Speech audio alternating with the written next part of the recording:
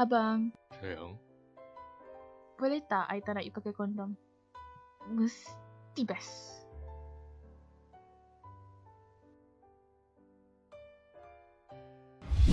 Sebagai kawan, aku nasihat kau pakai kondom dulu. kenapa pula? Mestilah kena pakai. Emang tu dari HIV.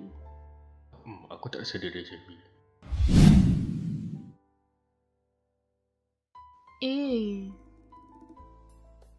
I tahu you nervous sangat. I ajar you buat tanpa kondom. Jangan risau, selamatlah. I love you so much.